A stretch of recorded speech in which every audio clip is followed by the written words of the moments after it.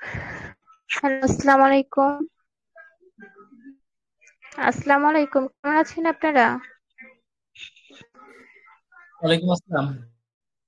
ভাই কথা শুনতে পাচ্ছেন? আজকে আমাদের স্টাডি নাম্বার 107 আর আমাদের আজকের সাবজেক্ট মৌলিক ব্যবস্থাপনা। গতদিন আমরা মৌলিক ব্যবস্থাপনার সংজ্ঞা, তারপর ব্যবস্থাপনার একটি পেশা ওই প্রশ্নটা পড়েছিলাম। মানে ওই দুইটা স্টাডি হয়েছিল আর কি।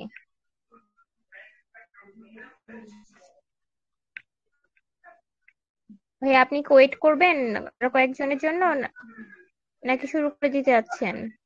শুরু করি 9টা 10 বাজে, 9টা 8 বাজে। ঠিক আছে, আমরা শুরু করি। আমাদের সাথে অনেক ভাই বোন জয়েন হয়েছেন, থ্যাংক ইউ সবাইকে। ঠিক আছে, তাহলে গতদিন আমরা দেখেন, আপনি বলেন আমাকে একটু মার্ক করে রাখবেন অন্তত, যে কোনো একজন দুইজন রেগুলার দেখেন। এখানে গতদিন আমরা পড়ছিলাম 1 নাম্বার ব্যবস্থাপনার হুম, সংজ্ঞা দিয়ে ব্যবস্থাপনার সংজ্ঞা। পরিচালনা করুন, এটা পড়ছিলাম। ঠিক আছে, তারপরে হচ্ছে পড়ছিলাম 7 এবং 8। ঠিক আছে, আপনার হলো 1 7 8। ব্যবস্থাপনা কি? একটি পেশা, ওটা ব্যাখ্যাটা হলো আপনার নোটের হলো 7 নাম্বার প্রশ্ন। আর হলো 8-এর হলো ব্যবস্থাপক পড়ার সংজ্ঞা দিন এবং পরিধি আলোচনা করুন। আচ্ছা আচ্ছা, তার মানে সাজেশনের 1 7 8 পড়ছিলাম। এটা নোটে হুম, নোট, ঠিক আছে, সমস্যা নাই, নোটে হচ্ছে। আচ্ছা, যেটাই হোক, নোটে যেটাই হোক সমস্যা নাই, আমরা সাজেশন দেখে দেখে পড়ি। তাহলে এখন ট্রিপল স্টার প্রশ্নগুলো গতকালকে পড়ছি, আজকে ডাবল স্টার গুলো পড়বো। ডাবল স্টার কয়টা আছে? ব্যবস্থাপককে প্রকারভেদ করুন, সম্পদের নিপুণ ও ফলপ্রসূ ব্যবহারের সাথে ব্যবস্থাপনার সম্পর্ক কি? দুইটা প্রশ্ন।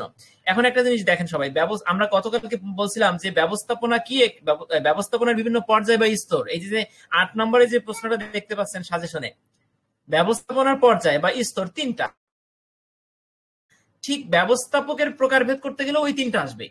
তারপরে 5 নম্বরে যাই, একটু দেখি নোটের পাশারি, নোটে কোথায় আছে? ব্যবস্থাপককে প্রকারভেদ করুন, 4 নম্বরে দেখেন।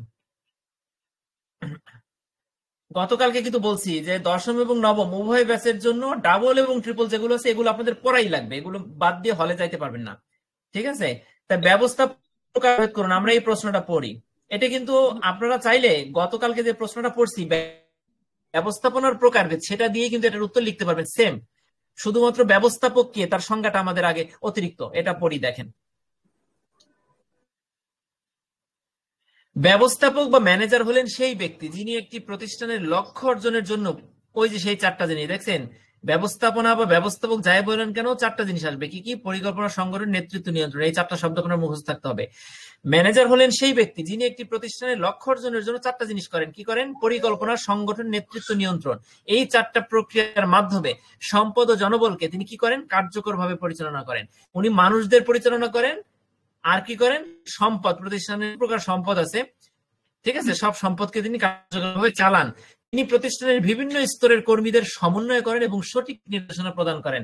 তাহলে ব্যবস্থাপকের সংজ্ঞাটা, এই যে প্যারাগ্রাফটা দেখলেন, এই প্যারাগ্রাফের মধ্যে কিন্তু ব্যবস্থাপকের সংজ্ঞা কিন্তু আছে। এই যে এতটুকের মধ্যে আপনাকে, আপনি যেখান থেকে পড়েন না কেন, আপনাকে ব্যবস্থাপক, এই সংজ্ঞাটা কিন্তু এতটুকের বাইরে আপনি কিছুই বাদ দিতে পারবেন না। আমি আবার দেখেন, মুখস্থ করেন। ব্যবস্থাপক হলেন সেই ব্যক্তি যিনি একটি প্রতিষ্ঠানের 4টা জিনিস, কি কি? পরিকল্পনা, সংগঠন, নেতৃত্ব, নিয়ন্ত্রণ। মানে মৌলিক 4টা জিনিস। এই 4টা প্রক্রিয়ার মাধ্যমে দুটা জিনিসকে, সম্পদ এবং জনবলকে কি করেন? পরিচালনা করেন। কিভাবে পরিচালনা করেন? কার্যকর ভাবে। তিনি প্রতিষ্ঠানের বিভিন্ন, আরো দুটা কাজ করেন, সেই দুটাই পরের বাক্যে দেখেন। তিনি প্রতিষ্ঠানের বিভিন্ন স্তরের কর্মীদের সমন্বয় করেন এবং তাদের দিক নির্দেশনা দেন। ঠিক আছে, তাহলে এই এতটুকুই ব্যবস্থাপকের সংজ্ঞা, এটা আপনাদের জন্য ইম্পর্টেন্ট, এটা পড়বেন। এরপরে দেখেন, যদি ব্যবস্থাপক কে আসে 3 মার্কে, মনে করেন আসলো, তা এখন আপনি শুধু এই 3টা লাইন বা এই যে যতটুকু সবুজ কালারে আটকানো আছে, শুধু এতটুকু দিলে আপনি কি 3-এ 3 পাবেন? মনে হয় না। এখানে আপনাকে ব্যবস্থাপককে তার একটা প্রামাণ্য সংজ্ঞা দেওয়া লাগতে পারে, কোনো পণ্ডিতের সংজ্ঞা। এখন যেহেতু নোটে কোনো পণ্ডিতের সংজ্ঞা দেই নেই, বইতে আছে কিনা দেখবেন, থাকলে দিবেন। আমি কি করছি, একজন ব্যবস্থাপকের মূল দায়িত্ব কি, এটা অতিরিক্ত হিসাবে আমি এখানে ঢুকাইছি। আপনি যদি অতিরিক্ত হিসাবে এটুক দেন তাহলে কিন্তু সমস্যা নাই, কারণ আপনার কাছে জানতে চাইতে ব্যবস্থাপক কে। ব্যবস্থাপকের পরিচয় করাতে গিয়ে আপনি তার দায়িত্ব সম্পর্কে যদি বলেন, তাহলে যাকে আপনি বোঝাচ্ছেন ব্যবস্থাপককে, সে তারও ভালো করে বুঝবে। এই জন্য আপনি 4টা বাক্যে এই দায়িত্বটা এতটুকু দিবেন। দেখেন, পরিকল্পনা, সংগঠন, নেতৃত্ব কিন্তু উপরে আমরা পড়ছি। সংজ্ঞার মধ্যে ওই চারটা কি লিখতেছেন? একজন ব্যবস্থাপকের মূল দায়িত্ব হলো পরিকল্পনা করা, লক্ষ্য নির্ধারণ ও কৌশল নির্ধারণ করা, গঠন বা সংগঠিতকরণ, প্রতিষ্ঠানকে কার্যকরভাবে পরিচালনার জন্য বিভিন্ন সংস্থান বা জনবলকে উনি সাজান। বিভিন্ন সংস্থান, ব্যক্তি বলেন, প্রতিষ্ঠান বলেন, মেশিনারিজ বলেন, অবকাঠামো বলেন, জায়গা জমি, হ্যাঁ, সবকিছুকে উনি কি করেন? জোগাড় করেন, ম্যানেজ করেন, জনবলকে উনি সাজান। নেতৃত্ব প্রদান মানে কর্মীদের অনুপ্রাণিত করেন, নির্দেশনা দেন। হ্যাঁ, ঠিক আছে। দুইটা জিনিস, অনুপ্রাণিত নির্দেশনার মাধ্যমে নেতৃত্বটা আসে। আর নিয়ন্ত্রণটা কি? কাজের অগ্রগতি উনি দেখেন, সঠিক পথে উনি সবাইকে চালান, ভুল ভ্রান্তি সংশোধন করেন। তাহলে ব্যবস্থাপক কি আমরা এতটুক দিব, প্রকারভেদ না আসলে দিয়ে 3 মার্কে আমরা 3-এ 3 পাবো ইনশাল্লাহ। আচ্ছা, এবার দেখেন ব্যবস্থাপকের প্রকারভেদ। এতটুকু নতুন করে পড়ার দরকার আছে? আমরা তো ব্যবস্থাপনার প্রকারভেদ কালকে পড়ছি, তাহলে কি আজকে ব্যবস্থাপকের প্রকারভেদ কি পড়তে হবে? ব্যবস্থাপনার ব্যবস্থাপক দুইটা কিন্তু আলাদা, ভাইয়া মানে বাদ দেন, এটা ব্যবস্থাপক তো যা আলোচনা করেন সেটা হয়েছে হচ্ছে ব্যবস্থাপনা। হ্যাঁ হ্যাঁ, রাইট। আমি একটু একটু কথা বলে বাদ দেই। যেমন ব্যবস্থাপকের কাজটা হচ্ছে ব্যবস্থাপনা, তাহলে ব্যবস্থাপনাও 3 প্রকার: নিম্ন স্তরের ব্যবস্থাপনা, মধ্য স্তরের ব্যবস্থাপনা, শীর্ষ স্তরের ব্যবস্থাপনা। আর ব্যবস্থাপক যারা ম্যানেজার তারা আবার 3 প্রকারের: শীর্ষ পর্যায়ের ব্যবস্থাপক, মধ্য এবং নিম্ন পর্যায়ে। ঠিক আছে, এইটা ওই গতকালকের প্রশ্নেরই একই জিনিস, খালি শুধুমাত্র ব্যবস্থাপকের জায়গায় ব্যবস্থাপনার, ব্যবস্থাপনার জায়গায় ব্যবস্থাপক। তাহলে আপনাদের কিন্তু এটা ইম্পর্টেন্ট প্রশ্নটা হয়ে গেল। আচ্ছা, এবার আমরা আরেকটা প্রশ্ন পড়বো, সেটা কি দেখি। আচ্ছা, আমরা তাহলে পড়ছি হচ্ছে আজকে, গতকালকে পড়ছি 1 নাম্বার, 7 এবং 8। আজকে আবার পড়লাম 5 নাম্বার, এখন পড়বো 6 নাম্বারটা। তাহলে দেখেন 3, 4, 5, 5টা প্রশ্নের মাধ্যমে আমি মনে করি যে 5টা থেকে কমকে 5টা থেকে 3টা আপনারা কমন পাবেন, না হয়তো 2টা, একটা হবার সম্ভাবনা খুব কম দেখতেছি। মানে 5টা থেকে মিনিমাম 2টা, না হয় 3টা, যদি আল্লাহ সহায় থাকে। ঠিক আছে, আর বাকি যে অনেস্টার আছে এইটা ওই 10ম ব্যাচের যারা আছেন তাদের জন্য ইম্পর্টেন্ট, নবম ব্যাচের ভাই বোনদের জন্য একটু কম ইম্পর্টেন্ট, তবে চোখ বুলাই যাওয়া ভালো। রিপিট হতেই পারে, কয়েক 30% রিপিট হয় মাঝে মধ্যে। ঠিক আছে, আচ্ছা, তাহলে এই হলো বিষয়। আমরা এই প্রশ্নটা পড়ি। সম্পদের নিপুণ এবং ফলপ্রসূ ব্যবহারের সাথে ব্যবস্থাপনার সম্পর্ক কি? এটা খুব ইম্পর্টেন্ট। দেখেন, ছোট্ট ছোট করে প্যারাগ্রাফ গুলো ছোট্ট করা হয়েছে, 2টা বাক্যে করা হয়েছে, যাতে আপনারা 2টা বাক্যই বুঝে লিখতে পারেন। কারণ পরীক্ষায় আপনি 2টা বাক্য লিখলে এটাই ফেলে ফুপে একটা বড় প্যারাগ্রাফ হয়ে যাবে। ঠিক আছে, আর বইয়ের যে বড় প্যারাগ্রাফ গুলো আছে ওগুলোকে আপনাকে ছোট করতে হবে, কারণ ওগুলো আপনি পড়তে গেলে আপনি ওইভাবে নির্দিষ্ট করে লিখতে পারবেন না। আচ্ছা, এবার পড়ি। দেখেন, সম্পদের নিপুণ এবং ফলপ্রসূ ব্যবহারের সাথে, নিপুণ মানে কি? নিখুঁত। ফলপ্রসূ মানে কি? কার্যকর, যেটা ফল আসবে ব্যবহার, যে ব্যবহারের মাধ্যমে। এই ব্যবহারের সাথে ব্যবস্থাপনার সম্পর্ক কি? মানে ব্যবস্থাপনা কিভাবে সম্পদকে নিপুণভাবে, ফলপ্রসূভাবে ব্যবহার করতে পারে। ঠিক আছে, যদি ব্যবস্থাপনা ঠিক না থাকে তাহলে কোনো সম্পদ ভালোভাবে ব্যবহার করা যাবে না। এটা হচ্ছে মূল কথা। তো এখন আমরা দেখবো এখানে যে ব্যবস্থাপনার সাথে এই সম্পদের ভালো ব্যবহার, কার্যকর ব্যবহারের কি রিলেশন আছে, আমরা সেটা দেখব। তো এইখানে 7টা পয়েন্টস দিছি, 7টা পয়েন্টস খুব ইজি, আপনারা সহজে বুঝতে পারবেন। দেখেন, ভূমিকাটা পড়ি।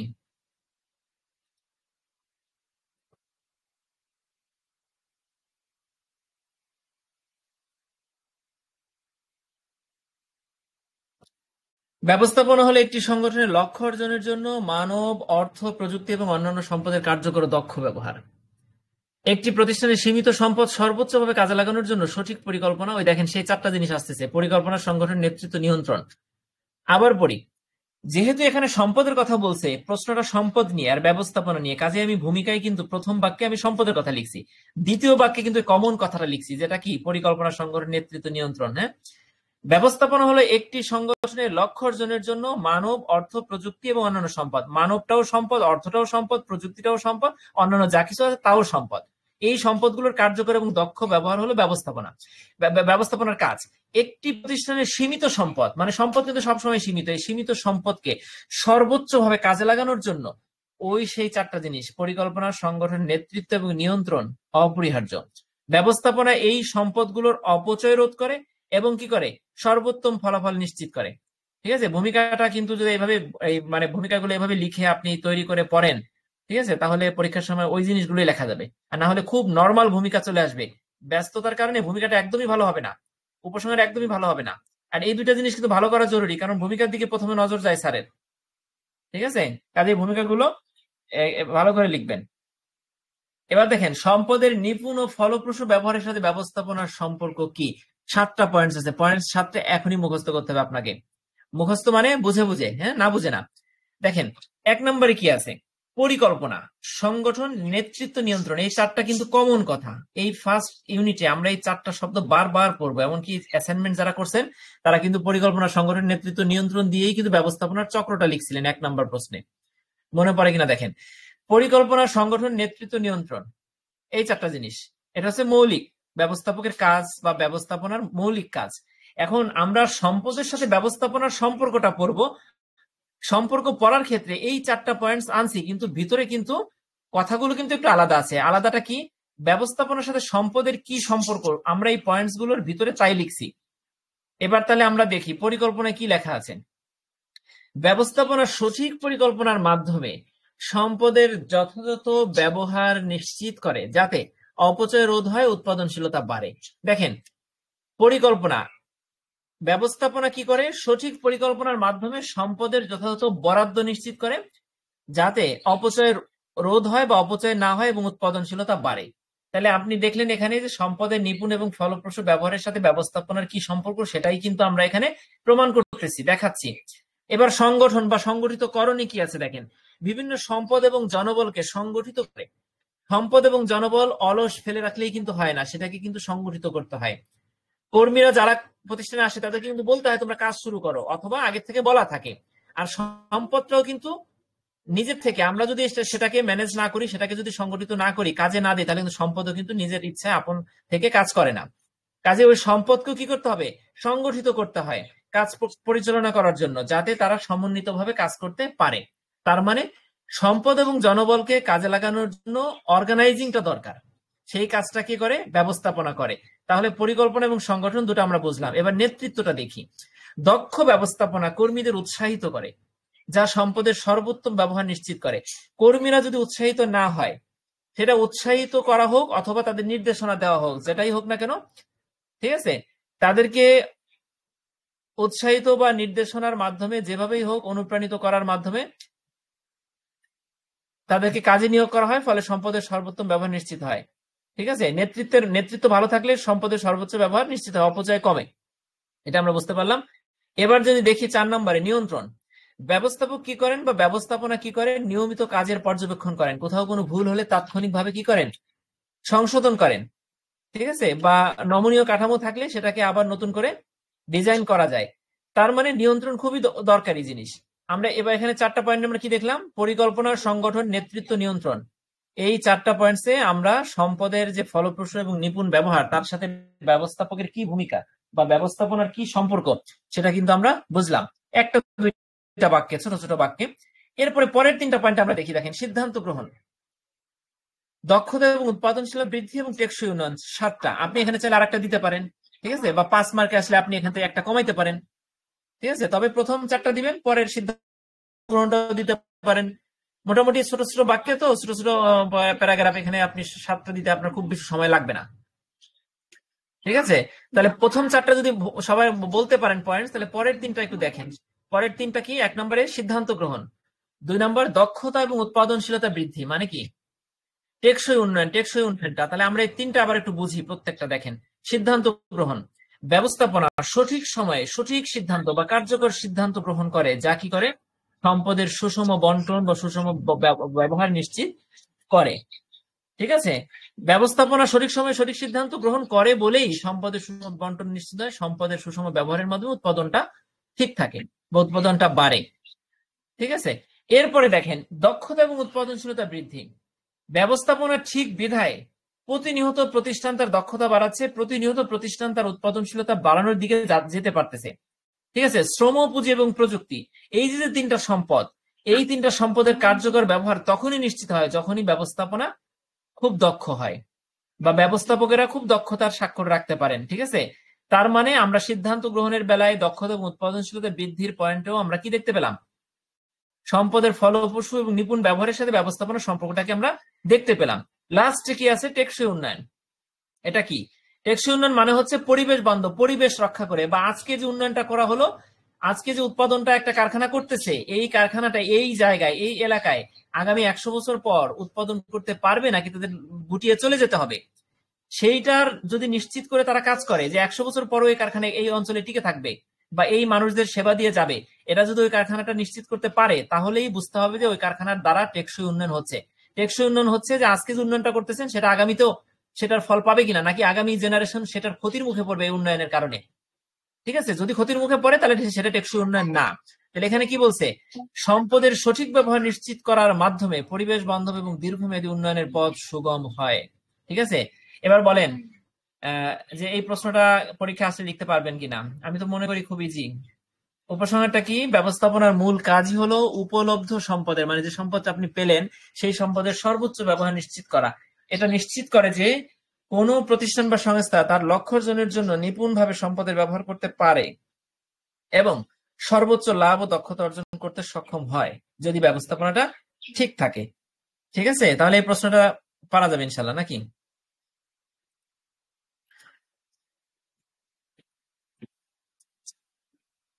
রাশেদ ভাইয়ের মাইক্রোফোন ঠিক হয় না আজকেও? জি ভাই, হইছে, বুঝছি, হইছে মানে বুঝছি। হ্যাঁ ভাই, আসলে ঠিক হয়েছে ভাই, কিন্তু আচ্ছা অসুস্থ আচ্ছা, ফারজানা অসুস্থ। ফারজানা আপা তো ভুল, ফারজানা আপা তো ভুল বলে নাই, ঠিক হয়েছে বলে দিছে। আসলেই তো ঠিক হয়েছে মাইক্রোফোন। হ্যাঁ ঠিক হয়েছে ভাই।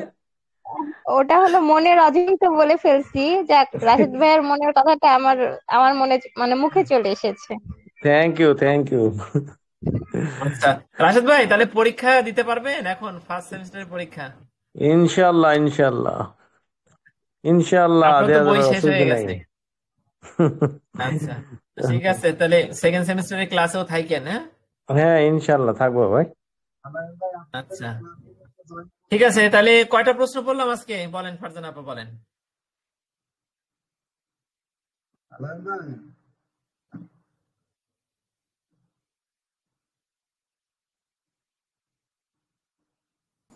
ভাই দুইটা।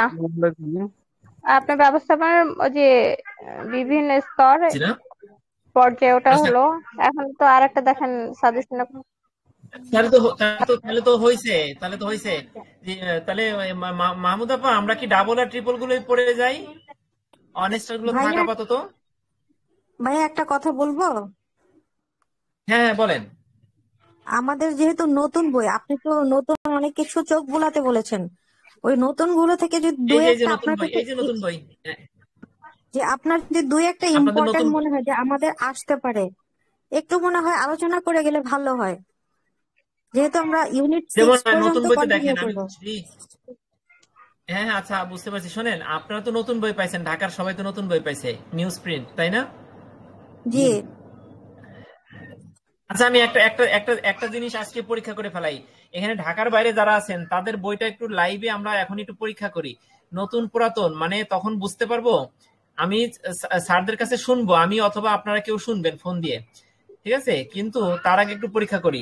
ঢাকার সবাই নতুন বই পাইছেন, অর্থাৎ নিউজ প্রিন্ট কাগজে, জলা কাগজের বই। ঢাকার বাইরে কি সবাই অফসেট পেপারে পুরাতন লোগো বিশিষ্ট ওপেন ইউনিভার্সিটির পুরাতন লোগোর বই পাইছেন? এরকম কেউ আছেন? ফারজানা আপা কি পাইছেন? ভাই তারপরে এখানে আরো ঝকঝকা আছেন বই তো। পাইছি ভাই। ভাই আমার বই তো একদম ঝকঝকাই দেখ। না না, ঝকঝকা তো সবই ঝকঝকা, মানে আপনারটা কি লোগো দেখেন, ওই যে বাউবির পুরাতন লোগো নতুন লোগো বুঝেন, নতুন লোগো অ্যাসাইনমেন্টে যে লোগোটা দিছি না, ওইটা হচ্ছে লোগো। আর পুরাতন লোগোটা ওরকম না। দেখেন ওপেন ইউনিভার্সিটির নিচে লোগোটা কিরকম, আর হচ্ছে একবারে অফসেট পেপার কিনা, সাদা কাগজ কিনা বইটা।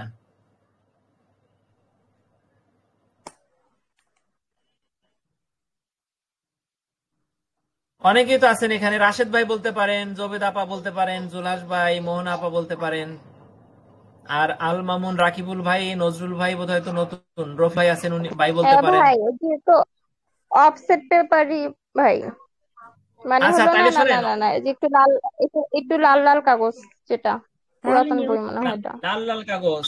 আচ্ছা, নিউজ তাহলে প্রিন্ট, বুঝবো কিভাবে হ্যাঁ। লাল লাল কাগজ? এটা নতুন নিউজ বই। Print, news print. তাহলে তো নতুন। শোনেন, এখন আমরা অষ্টম ব্যাচের নতুন পুরাতন দুইটা বই সারা বাংলাদেশে ভাগযোগে পাইছি। এখন বিষয়টা হচ্ছে, সবাই যদি নতুন বই পেয়ে থাকেন তাহলে আপনাদের নতুন বই থেকে প্রশ্ন হতে পারে।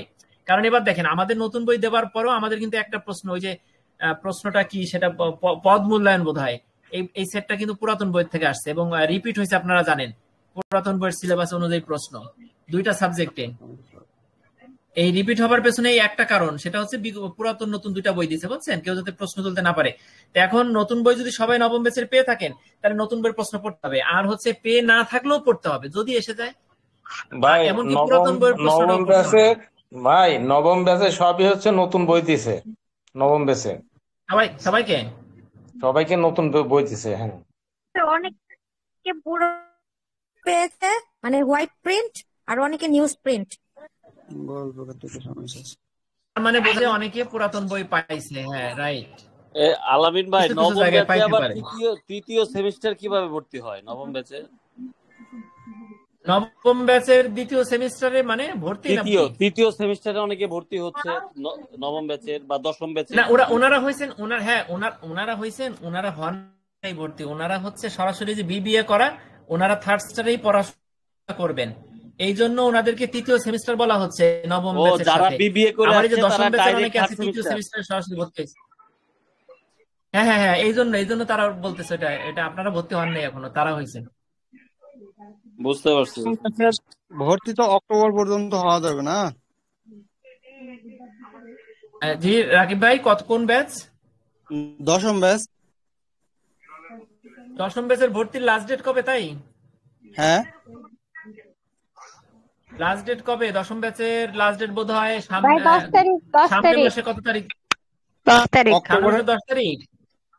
জি স্যার। না না না, আরো টাইম আছে বোধ হয়। আমি তো গতকালকে তাই শুনলাম যে মুক্তা পিসের এক লোকের কাছে। এটা ভর্তি ও ফি কত আচ্ছা, হতে নিচ্ছে? পারে তাহলে। হ্যাঁ, সামনের মাস হতে পারে, ফারজানা আপা। এখন ভর্তি পর্যন্ত 10 তারিখ, 10 তারিখ 13,800, মানে 13,600। বিকাশ, নগদ, বিভিন্ন হ্যাঁ হ্যাঁ, সব মাধ্যমে সহ দেওয়া যায়। আপনার কাছে 13,800 টাকা নেবে। 13,800। হুম।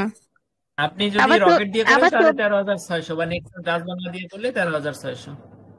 হ্যাঁ, 13,620 টাকা মনে হয়। ডাচ বাংলা থেকে করলে হ্যাঁ 13,620।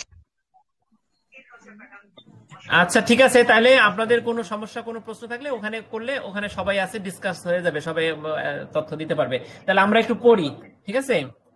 তাহলে আমরা নতুন বইয়ের আলোকে কিছু প্রশ্ন পড়তে বলতেছেন না, এটা হ্যাঁ গুরুত্বপূর্ণ। আচ্ছা দেখেন, ব্যবস্থাপনাকে কেন একটি প্রক্রিয়া হিসেবে অভিহিত করা হয়? ব্যবস্থাপনা চক্রটি চিত্রের সাহায্যে বর্ণনা করুন। মাহমুদ আপা বা সহজ যারা দেখতে পাচ্ছেন দেখেন, এই যে একটা প্রশ্ন, জি প্রশ্নটা আরেকবার একটু আর একটা রিপিট প্রশ্ন করবেন? আচ্ছা এই দেখেন, স্ক্রিনে দেখেন, এই যে ব্যবস্থাপনাকে কেন একটি প্রক্রিয়া হিসেবে অভিহিত করা হয়, এই যে একটা প্রশ্ন, এইটা সেম, এই প্রশ্নের সেম অংশটা হচ্ছে ব্যবস্থাপনা চক্রটি চিত্রের সাহায্যে বর্ণনা করুন। এই কেন একটি প্রক্রিয়া হিসেবে অভিহিত করে, এটার উত্তর যা, ব্যবস্থাপনাকে চিত্রের সাহায্যে বর্ণনা করে, এটার উত্তর তা। এই নতুন বইয়ের আলোকে এক নজরে দেখে নিন, এই প্রশ্নগুলো কিন্তু খুব ইম্পর্টেন্ট প্রশ্ন। যদি নতুন বই থেকে হয় তাহলে এই প্রশ্নগুলো কিন্তু মিস যাবে না। আপনারা এই সাজেশনে কিন্তু কোনো বিষয় অস্পষ্ট আমি রাখি নাই, ঠিক আছে? আপনারা এই বিষয়গুলো একটু দেখবেন, খেয়াল করে ভাইয়া, কার্যাবলীও তো একই আলোচনা করুন। আনসার। এই যে একটা প্রশ্ন, কার্যাবলী, হ্যাঁ। আর একটা হচ্ছে বলছি ব্যবস্থাপনার জি। উৎপাদনশীলতার ধারণা লিখুন। আর একটা হচ্ছে ব্যবস্থাপনা কলা নাকি বিজ্ঞান আলোচনা করুন। ব্যবস্থাপনার ভূমিকা, সর্বজনীনতা, প্রকৃতি এবং উদ্দেশ্য আলোচনা করুন। এইগুলো নতুন বইতে আছে, ঠিক আছে? জি। আর এইটাই আর কি। তাহলে আমরা এই প্রশ্নগুলো তো পড়া দরকার, আসলে পড়া দরকার।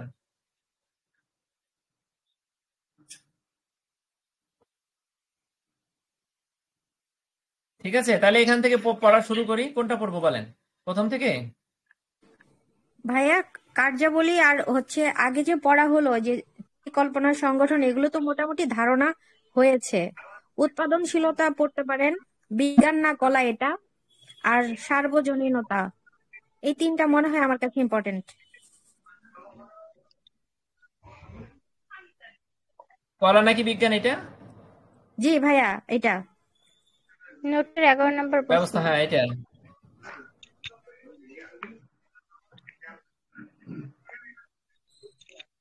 তবে একটা জিনিস বলে রাখি, শুনেন, এইসব প্রশ্ন কিন্তু কখনো বিগত বছরে আসে নাই,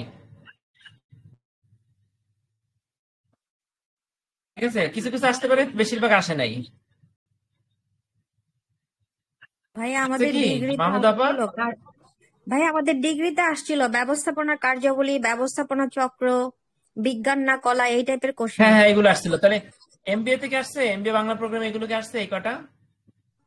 ভাইয়া কার্যাবলী আসছে, ওই যে ঘুরিয়ে ব্যবস্থাপনাকে কেন একটি প্রক্রিয়া হিসাবে অভিহিত করা হয়, এভাবে আসছে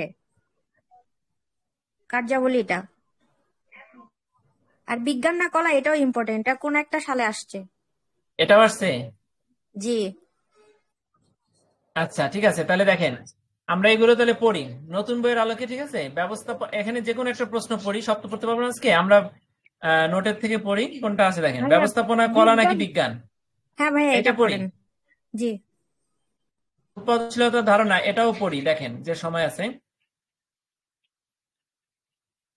আপনার সাজেশনে কি 2 স্টার? না, এগুলো অন এবং টু কোনোটাই দেই নেই, তবে আমি কিন্তু ওইখানে আছে নতুন বইয়ের আলোকে এক নজরে দেখে নিন। এটা আপনারা এক নজরে দেখবেন না 2 নজরে দেখবেন, এটা আপনারা ভালো বুঝবেন। নতুন বই থেকে প্রশ্ন হলে এগুলো আসবে, আর পুরাতন বই থেকে প্রশ্ন হলে এগুলো ইম্পর্টেন্ট প্রথম অধ্যায়ের বেলায়, কিন্তু পরের অধ্যায়গুলো অনেক সময় পরের অধ্যায়তে যা আছে সেগুলো কখনোই কোনো বোর্ডে আসে নাই। এই দেখেন আমি দেখাই, এই দেখেন তৃতীয় অধ্যায়, এই প্রশ্নগুলো কিন্তু কখনো কোনো বছর আসে নাই এমবিএ বাংলার ইতিহাসে। তারপরে দেখেন এই যে এইগুলো কিন্তু আসে নাই বোধ হয়। তারপরে দেখেন এই যে একটা উদ্দেশ্য কাকে বলে, এটা আসে নাই। সিদ্ধান্ত গ্রহণের গুরুত্ব, এগুলো এই যে এখানে অনেকগুলো প্রশ্ন আছে, হ্যাঁ এগুলো। সব তো আর পড়া যাবে না, কিছু কিছু যেগুলো ইম্পর্টেন্ট মনে হয় ওগুলো মনে হয় পড়লে আমাদের 100% কমন পড়ে যাবে নতুন বইয়ের আলোকে। আর হ্যাঁ পূর্ণ তাহলে লেখা ঠিক আছে। আছে, তাহলে আমরা এখান থেকে শোনেন, জি এখানে তাহলে আমরা এখান থেকে আমার চোখে বা আপনারা যারা আছেন আলোচনা করে যেটা ইম্পর্টেন্ট মনে হবে আমরা সেইগুলো শুধুমাত্র পড়বো এক নজর থেকে। ঠিক আছে, জি ভাইয়া। তাহলে এই প্রশ্নটা দেখেন, ব্যবস্থাপনা কলা নাকি বিজ্ঞান, এই প্রশ্নটা কিন্তু খুব ইম্পর্টেন্ট এবং এখানে খুব ভালোভাবে লেখা হয়েছে। আপনারা একটু ভালো করে মনোযোগ দিলে এখনই হয়ে যাবে। দেখেন, আমরা কলা মানে তো বুঝি আর্ট, ঠিক আছে, আর্টস মানে যে আমরা যে সায়েন্স আর্টস কমার্স পড়ি না, এখানে আর্টসটা হচ্ছে কলা মানে। এখানে একটু দেখি, দেখেন, ব্যবস্থাপনা এমন একটি প্রক্রিয়া যা পরিকল্পনা, সংগঠন, নেতৃত্ব এবং নিয়ন্ত্রণের মাধ্যমে লক্ষ্য অর্জনের জন্য সম্পদ ও জনশক্তিকে ব্যবহার করে। তবে প্রশ্ন হলো এটি কি বিজ্ঞান নাকি কলা? আপনি ভূমিকাতেই যদি এতটুকু দিয়ে দেন যা লিখছি, তাতে কিন্তু আপনি ভালো মার্কস পাবেন, কারণ এখানে খুব সুন্দরভাবে ভূমিকাটা লেখা হয়েছে। আবার পড়ি, দেখেন, ব্যবস্থাপনা এমন একটি প্রক্রিয়া যা পরিকল্পনা, সংগঠন, নেতৃত্ব, নিয়ন্ত্রণ এর মাধ্যমে কি করে, লক্ষ্য অর্জনের জন্য সম্পদ ও জনশক্তিকে ব্যবহার করে। একটা কমন সংজ্ঞা, এই সংজ্ঞাটা আপনাকে মনে রাখতে হবে। তবে প্রশ্ন হলো এটি কি বিজ্ঞান নাকি কলা? ঠিক আছে, প্রশ্ন কিন্তু উত্তর দিয়ে দেয় নাই, ভূমিকায় প্রশ্ন রাখছে, এখন ব্যাখ্যা হবে। দেখেন, ব্যবস্থাপনা বিজ্ঞান হিসাবে এই আপনাকে আমি বোঝাই, আপনি প্রশ্নের কাঠামোটা কিভাবে লিখবেন। প্রথমে বিজ্ঞান কাকে বলে আপনি তার উত্তর দিলেন, এরপরে বৈজ্ঞানিক দৃষ্টিকোণ থেকে ব্যবস্থাপনার ব্যাখ্যাটা আপনি আলোচনা করলেন 3টা পয়েন্টে। এরপরে কলা কাকে বলে, কলার সংজ্ঞা দিলেন, কলার দৃষ্টিকোণ থেকে ব্যবস্থাপনা কেমন সেটা আপনি 3টা পয়েন্ট আলোচনা করলেন, উপসংহার দিলেন। তার মানে প্রশ্নটা কিন্তু খুব বড় না, ভূমিকা দিলেন, বিজ্ঞান সংজ্ঞা দিলেন, বৈজ্ঞানিক দৃষ্টিকোণ থেকে ব্যবস্থাপনার বৈশিষ্ট্যটা প্রমাণ করবে দেখলেন, কলার সংজ্ঞা দিলেন, কলার দৃষ্টিকোণ থেকে ব্যবস্থাপনা কলা কিনা সেটা দেখলেন, উপসংহার দিলেন। ঠিক আছে, কাঠামোটা মনে রাখতে হবে।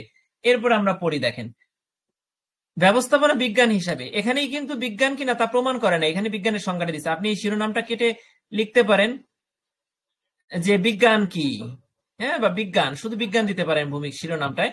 আমরা একটু পড়ি, বিজ্ঞান হলো সুসংগঠিত এবং নিয়মতান্ত্রিক জ্ঞান, মানে একটা সুন্দর গঠন কাঠামো আছে সেই জ্ঞানটার, সেটা হচ্ছে বিজ্ঞান। আর নিয়মতান্ত্রিক জ্ঞান মানে যেটা নির্দিষ্ট কিছু নিয়ম মেনে চলে, বিজ্ঞান কিন্তু নিয়ম মেনে চলে, আজ একরকম কালকে আরেক রকম না। কাজেই যা নির্দিষ্ট নীতির ভিত্তিতে গড়ে ওঠে এবং যা পর্যবেক্ষণ করলে বা পরীক্ষা করলে আপনি যাচাই করে দেখতে পারবেন, সেগুলোকেই বিজ্ঞান বলে।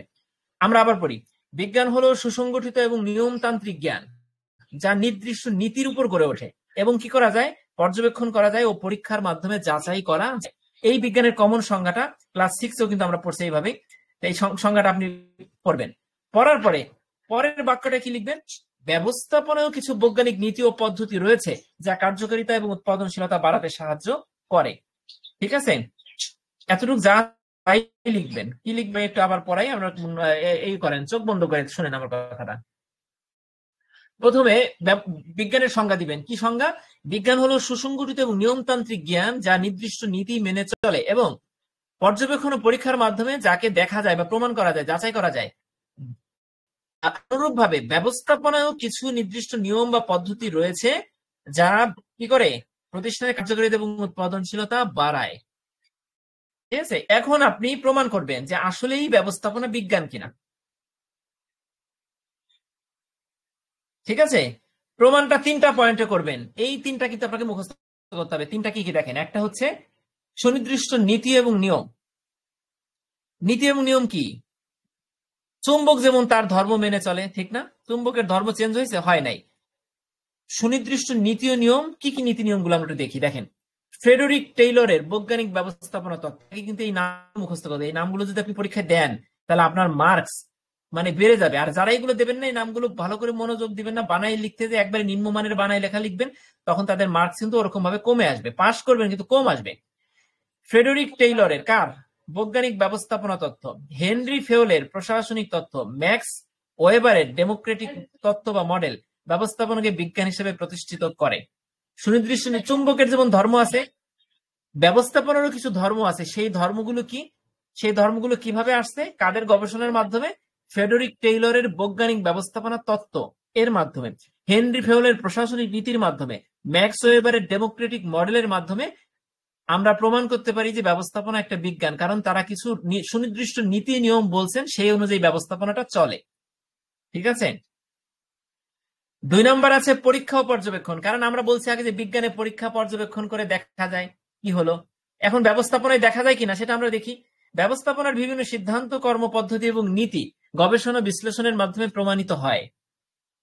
কিছু বলছে, কিছু ব্যবস্থাপনার বিভিন্ন বিভিন্ন মানে তো পুরোপুরি সব না, বিভিন্ন কিছু কিছু সিদ্ধান্ত, কর্মপদ্ধতি এবং নীতি কি হয় বলেন তো? পরীক্ষা এবং পর্যবেক্ষণের মাধ্যমে প্রমাণ করা যায় বা দেখা যায়। ঠিক আছে, রিসার্চ করে বের করা যায়। ডাটা ও পরিসংখ্যানের ব্যবহার। আমরা কিন্তু ব্যবস্থাপনায় ডাটা, পরিসংখ্যান, বিভিন্ন প্রকার পূর্বাভাসমূলক ব্যবস্থাপনা, অ্যানালিটিক্স, এগুলো কিন্তু ব্যবহার করি। আমরা জানি যে ব্যবস্থাপনায় কিন্তু এখন এই যে বিভিন্ন গাণিতিক ফর্মুলা, পরিসংখ্যান, বিভিন্ন ধরনের বৈজ্ঞানিক মডেল ব্যবহার করা হচ্ছে, বৈজ্ঞানিক রুলস ব্যবহার করা হচ্ছে। ঠিক আছে, কাজেই বলা যায় যে ব্যবস্থাপনা একটা বিজ্ঞান। ঠিক আছে, বৈজ্ঞানিক দৃষ্টিকোণ থেকে আমরা কিন্তু এটা বুঝতে পারতেছি, কিন্তু তারপরেও কিন্তু এটা বিজ্ঞান কিনা সেটা এখনো প্রমাণে আমরা কিন্তু আসিনি, আরো আলোচনা আছে। আমরা এবার তাহলে 2 নম্বরে কি গেল? পরীক্ষা এবং পর্যবেক্ষণ। 3 নম্বরে কি? ডাটা ও পরিসংখ্যানের ব্যবহার। তাহলে বৈজ্ঞানিক দৃষ্টিকোণ থেকে ব্যবস্থাপনার বৈশিষ্ট্য আমরা যেটা পেলাম, 3টা পেলাম। একটা কি? 1 নম্বরে ব্যবস্থাপনার সুনির্দিষ্ট নীতি নিয়ম মেনে চলে।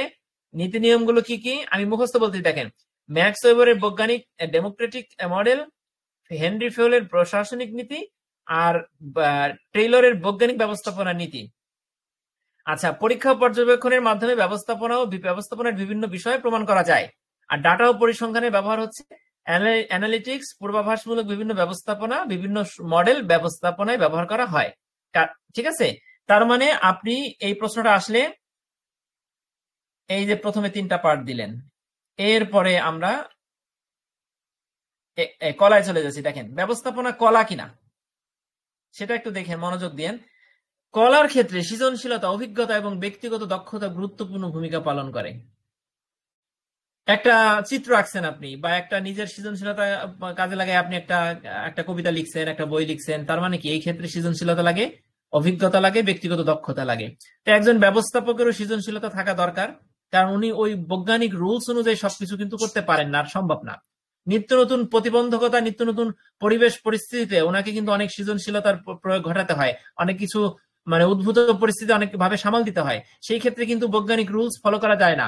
কি করা লাগে তখন? তখন কিন্তু কলার প্রয়োগ ঘটাতে হয়। ঠিক আছে, সৃজনশীলতা, অভিজ্ঞতা, দক্ষতা, হ্যাঁ, এইসব আর্ট প্রয়োগ করতে হয় তখন।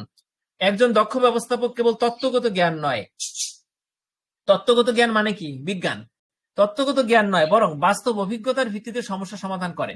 আমি এই 3টা বাক্য আবার একটু পড়াই। দেখেন, কলার ক্ষেত্রে সৃজনশীলতা, অভিজ্ঞতা এবং ব্যক্তিগত দক্ষতা গুরুত্বপূর্ণ।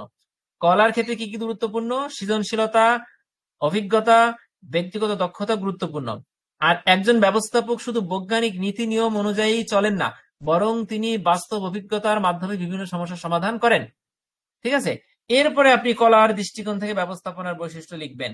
দেখেন, প্রথমে হচ্ছে কি, সৃজনশীলতা এবং উদ্ভাবনী দক্ষতা। 2 নাম্বার, মানবিক আচরণ ও নেতৃত্ব। 3 নাম্বার, পরিস্থিতি অনুযায়ী সিদ্ধান্ত গ্রহণ। দেখেন, বিজ্ঞান কি পরিস্থিতি অনুযায়ী সিদ্ধান্ত নিবে? নিবে না। আর ওই ম্যাক্স ওয়েবার যেটা বলছে ওই অনুযায়ী আপনাকে চলতে হবে। এখন হুট করে ম্যাক্স ওয়েবারের কোনো কথার ব্যত্যয় ঘটতে পারে না, পারে তো, তখন আপনি পরিস্থিতি অনুযায়ী সিদ্ধান্ত নিবেন, সেটা হচ্ছে কলা। আপনি যেহেতু ব্যবস্থাপক মানুষ নিয়ে কাজ করে, কাজেই মানবিক আচরণ এবং মানবিক নেতৃত্ব দক্ষতা এগুলো থাকতে হবে। মানুষ নিয়ে কাজ করতে হলে অনেক সমস্যা ফেস করতে হয়, সেই ক্ষেত্রে ম্যাক্স ওয়েবারের বৈজ্ঞানিক ফর্মুলা বা হেনরি ফেউলের ব্যবস্থাপনা তত্ত্ব এগুলো কিন্তু অ্যাপ্লাই করা যাবে না। সৃজনশীলতা এবং উদ্ভাবনী দক্ষতা, নিত্য নতুন আবিষ্কার, নিত্য নতুন সৃজনশীলতা, নিত্য নতুন পথ পদ্ধতি কিন্তু ব্যবস্থাপকদের দেখাতে হবে। কাজেই কলার ক্ষেত্রে আমরা 3টা পয়েন্টস লিখবো। কি কি? দেখেন, 1 নম্বরে কি আছে? সৃজনশীলতা, উদ্ভাবনী দক্ষতা। 2 নম্বরে মানবিক আচরণ, নেতৃত্ব। 3 নম্বরে পরিস্থিতি অনুযায়ী সিদ্ধান্ত গ্রহণ। ভিতরে কি আছে? প্রতিটি প্রতিষ্ঠান ভিন্ন ও ব্যবস্থাপকদের বিভিন্ন পরিস্থিতিতে নতুন নতুন সমাধান খুঁজে নিতে হয়। ব্যবস্থাপনা কেবল কৌশলগত পরিকল্পনার বিষয় নয়, বরং কর্মীদের অনুপ্রাণিত ও পরিচালনার একটি শিল্পও বটে। দেখছেন, একটা শিল্প কিন্তু কর্মীদের অনুপ্রাণিত করা, তাদের পরিচালনা করা একটা কিন্তু আর্ট। এরপরে কি বলছে? পরিস্থিতি অনুযায়ী সিদ্ধান্ত কি আছে এখানে দেখেন, অনেক ক্ষেত্রে ব্যবস্থাপকদের পূর্ব নির্ধারিত নীতির বাইরে গিয়ে সৃজনশীল সিদ্ধান্ত নিতে হয়। এবার উপসংহার দেখেন, এই প্রশ্নের উপসংহার কিন্তু নিছকই উপসংহার না, এটা কিন্তু এই প্রশ্নের গুরুত্বপূর্ণ একটা অংশ। আপনি ভালোভাবে দিবেন। এটা ব্যবস্থাপনা শুধুমাত্র বিজ্ঞান নয়, আবার শুধুমাত্র কলাও নয়। শোনেন, উপসংহারকে যদি আমরা অনেক সময় উপসংহার ভূমিকা গুরুত্ব দিই না, আমরা যেন তেন ভাবে একটা প্যারাগ্রাফ লিখলে মনে করি যে হয়ে গেছে, সেরকম যদি হয় তাহলে আপনি উপসংহার শব্দটা কেটে, অনেক সময় স্যারদেরও দৃষ্টিভঙ্গি সেটা থাকতে পারে যে উপসংহার মানেই যা মনে চায় তাই লিখছে, তাহলে উপসংহার শব্দটা না দিয়ে আপনি এই প্রশ্নের মূল অংশ হিসাবে দেখাইতে পারেন ব্যবস্থাপনা শুধুমাত্র বিজ্ঞান নয়, আবার শুধুমাত্র কলাও নয়। তার মানে আপনাকে কিন্তু প্রশ্নকর্তা প্রথমে প্রশ্ন করছিল কি, দেখেন, ব্যবস্থাপনা কলা নাকি বিজ্ঞান? এখানে কিন্তু বলে নাই যে কলা বা বিজ্ঞানও বলে নাই। আপনি এখানে তাহলে কি লিখলেন শেষে? ব্যবস্থাপনা শুধুমাত্র বিজ্ঞান নয়, আবার কলাও নয়, এটি বিজ্ঞান ও কলার সংমিশ্রণ।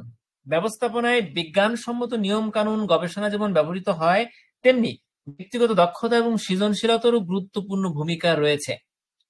ঠিক আছে, আবার পরে কি লিখবেন? ব্যবস্থাপনা শুধু বিজ্ঞান নয়, আবার কলাও নয়, দুটার সংমিশ্রণ।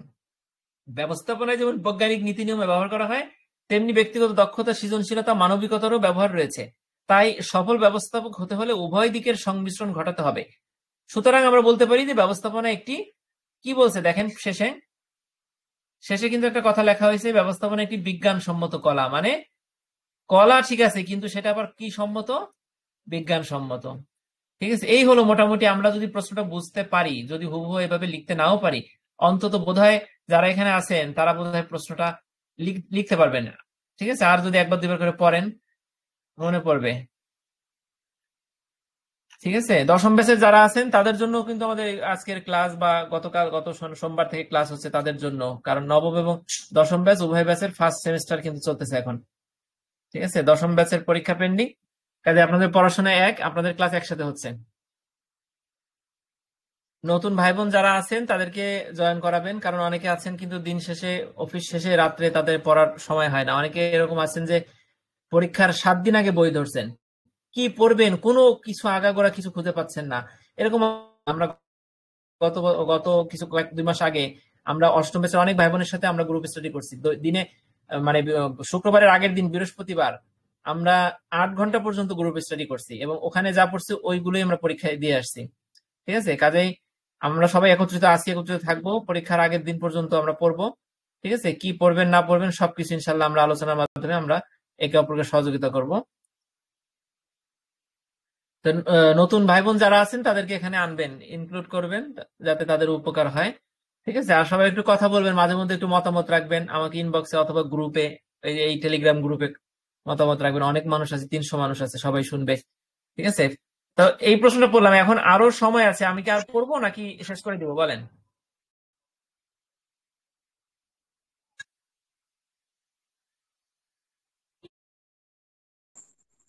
বলে আর একটা পড়েন ভাই।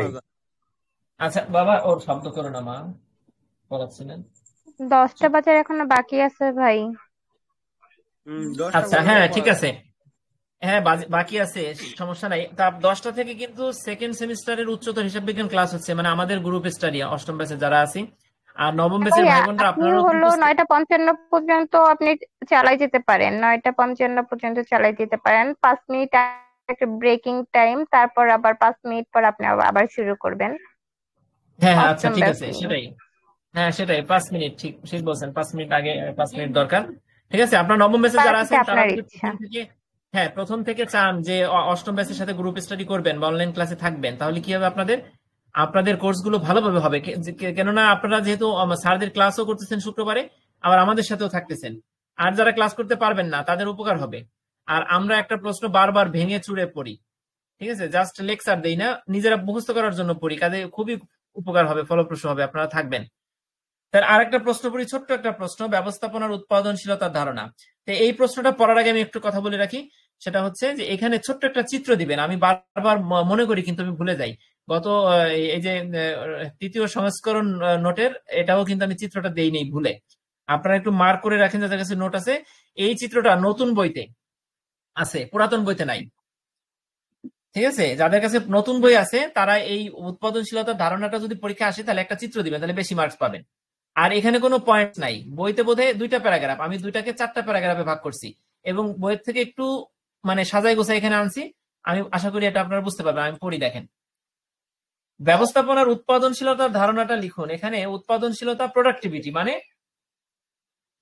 উৎপাদনশীলতা মানে হচ্ছে একটা মেশিন বা একটা ব্যক্তি বা একটা প্রতিষ্ঠান কি পরিমাণ উৎপাদন করতে পারে, ঠিক আছে, সেটাই হচ্ছে তার উৎপাদনশীলতা। আমরা বইয়ে চলে যাচ্ছি চিত্রটা আপনাদের একটু দেখানোর জন্য। চিত্র অথবা সূত্র, দুইটা বোধহয় সূত্র আছে, চিত্র নাই, সরি। এটা কত নম্বর পৃষ্ঠায় আছে কেউ বলতে পারবেন? ভাইয়া 26। আচ্ছা, থ্যাংক ইউ। দেখেন, এখানে উৎপাদনশীল ধারণার ক্ষেত্রে এখানে আরো কয়েকজন বিজ্ঞানীর নাম আছে। ক্রেইটনার বলেন, ঠিক আছে, আপনারা এই ইচ্ছা করলে ওনার নামটাও দিতে পারেন।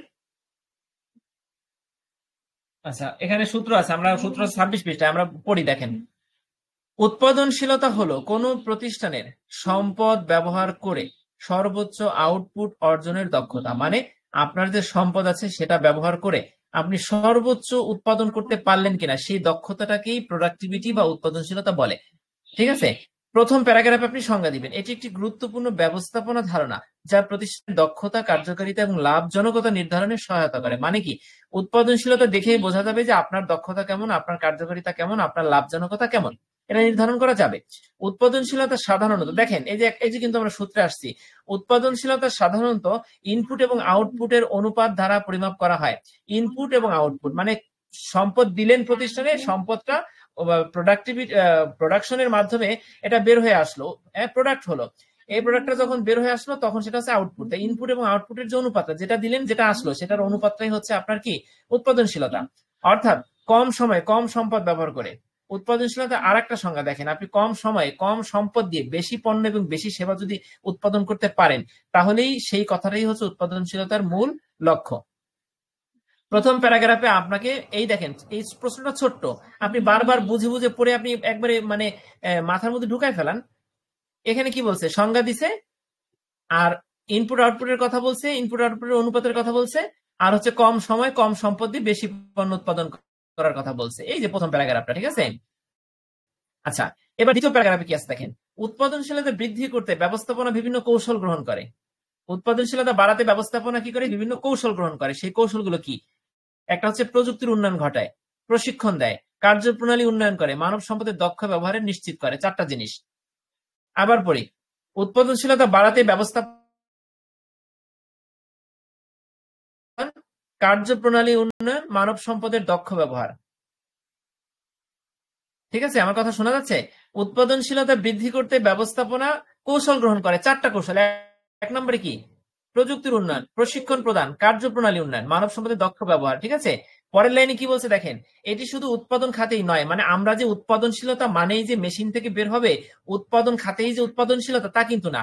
মনে করেন আপনি বসে শুধুমাত্র প্রেসক্রিপশন লিখেন, আপনি কোনো রোগীর কোনো ইয়েও করেন না, সার্জারি করেন না, ঠিক আছে, তাহলে এটা কিন্তু সেবা, এখানে কিন্তু কোনো মেশিনারিজ ব্যবহার করতেছেন না। ঠিক আছে, শুধু প্রেসক্রিপশন দিচ্ছেন, এক কাগজ লিখে দিচ্ছেন, তার মানে এটা কিন্তু সেবা খাত, সম্পূর্ণরূপে সেবা খাত, এখানে কোনো মেশিনারিজ নাই। কাজেই এখানে বলছে কি উৎপাদনশীল শুধুমাত্র মেশিন বা প্রযুক্তির ব্যবহারের মাধ্যমে হয় তা না, এটা শুধুমাত্র ওইগুলো বাদে যে সেবা খাতটা আছে সেই খাতেও হয়, বা সেবা খাত ছাড়া অন্যান্য যে কোনো খাত, যেমন এই যে আমি পড়াইতেছি, আমি কথা বলতেছি, এটাই মনে করেন যে উৎপাদন নাই, কিন্তু এটাও কিন্তু একটা উৎপাদনশীলতা আছে। আপনারা আপনারা কতটা নিতে পারলেন বা উপকার হলো কিনা, সেটা কিন্তু উৎপাদনশীলতা। তাহলে এই দ্বিতীয় প্যারাগ্রাফে কি বলছে, প্রযুক্তি উৎপাদনশীলতা বাড়াতে কি কি কৌশল গ্রহণ করবেন সেটা বলছে। আর হচ্ছে উৎপাদন খাতেই শুধু না, সেবা খাত বা অন্যান্য খাতেও উৎপাদনশীলতার বিষয়টা আছে, এই দিলেন। দেবার পরে, ঠিক আছে, দ্বিতীয় প্যারাগ্রাফ দেবার পরে আপনি 26 পৃষ্ঠার যে সূত্রটা আছে না, আমি কিন্তু আগেই বলছি, দেখেন প্রথম প্যারাগ্রাফে বলছি যে উৎপাদনশীলতা হচ্ছে ইনপুট এবং আউটপুটের অনুপাত। আপনি এখানে একটা কথা আছে দেখেন, 26 বইয়ের 26 পৃষ্ঠায়, মোট উৎপাদনশীলতা সমান মোট উৎপাদিত পণ্য বা সেবার মূল্য, ঠিক আছে, বা মোট বিক্রয় মূল্যকে আপনি ভাগ দিলেন কি দিয়ে, উৎপাদন কাজে মোট প্রবিষ্ট যে সম্পদ, আপনার যে সম্পদ আছে সেটা দিয়ে ভাগ দিলেন, তার মানে মোট সম্পদ এবং মোট যে সেবা, আপনি যে সম্পদটা বিনিয়োগ করলেন, যে যেটা বের করলেন, যেটা উৎপাদিত হলো, সেটার অনুপাতটা চিত্রে কিন্তু তাই আছে 26 পৃষ্ঠায়, ঠিক আছে। এরপর লাস্ট প্যারাগ্রাফে কি আছে, একটি প্রতিষ্ঠানের উৎপাদনশীলতা বৃদ্ধির ফলে, উৎপাদনশীলতা বাড়লে কি লাভ হয়, দেখেন উৎপাদনশীলতা বাড়লে ব্যয় কমে, লাভ বাড়ে, প্রতিযোগিতামূলক বাজারে আপনার অবস্থানটা পাকাপোক্ত হয়। তাই কার্যকরভাবে উৎপাদনশীলতার উন্নয়ন একটি প্রতিষ্ঠানের দীর্ঘমেয়াদী সফলতার মূল চাবিকাঠি। ঠিক আছে, তিনটা প্যারাগ্রাফ। আপনি প্যারাগ্রাফগুলো কিভাবে বুঝবেন কোন প্যারাগ্রাফে কি আছে, আপনাকে আগে খুঁজে বের করতে হবে কোন প্যারাগ্রাফে কি সম্পর্কে লেখা আছে, কোন প্যারাগ্রাফের কি ওয়ার্ড গুলো কি।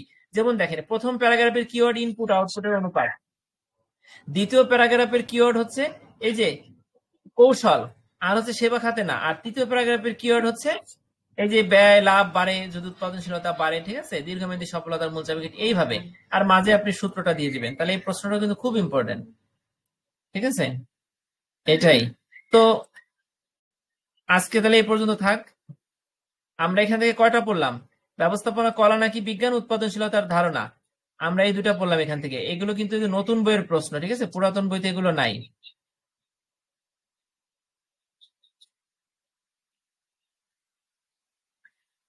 আচ্ছা ঠিক আছে, সবাই তাহলে আল্লাহ সবাইকে ভালো রাখুক, আমরা রেখে দিব। সুকান্ত চৌধুরী, অনেক ধন্যবাদ ভাই, জয়েন হয়েছেন আমাদের সাথে। আলামিন আল মামুন ভাই, থ্যাংক ইউ।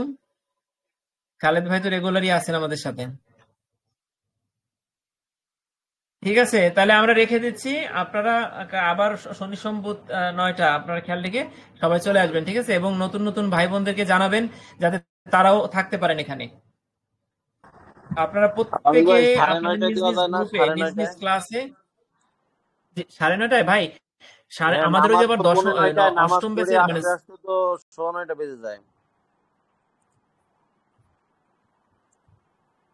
বুঝতে পারছি, সরি ভাই, আসলে নামাজের জন্য তো আমাদের নামাজ আগে, নামাজের জন্য আমাদের অবশ্যই অবশ্যই টাইম রাখতে হবে। এখন বিষয়টা হচ্ছে কি, যদি 9টায় না দেই, 8:30টায় ছিল, তখন কি হয়, ও অনেক ভাই বোন জয়েন করতে পারেন না। আবার কি হয়, আবার এই যে 10টায় আমাদের এখন আবার এই সেকেন্ড সেমিস্টারের গ্রুপ স্টাডি অনলাইন ক্লাস আছে, বুঝছেন। ও আচ্ছা আচ্ছা এটা যদি 9:30 দিই, তাহলে ওখানে হয়ে যায় 10:30, আবার 10:30 থেকে হয় 11:30, তাহলে অনেক রাত হয়ে যায়, বুঝতে আচ্ছা পারছেন। ঠিক ঠিক আছে ঠিক আছে। এই জন্য একটু, তাহলে তাহলে কি সমাধান দিব, যেহেতু নামাজ এখানে সমাধান আসলে নাই আসলে, তাহলে আপনি নামাজটা একটু আগে পড়ে নিবেন, বা যেভাবে করলে ভালো হয়, ঠিক আছে। অথবা রফিক ভাই, অথবা আপনি ভিডিও হচ্ছে তো, আপনি আসলেন নামাজ পড়ে আসলেন, ঠিক আছে। আচ্ছা আচ্ছা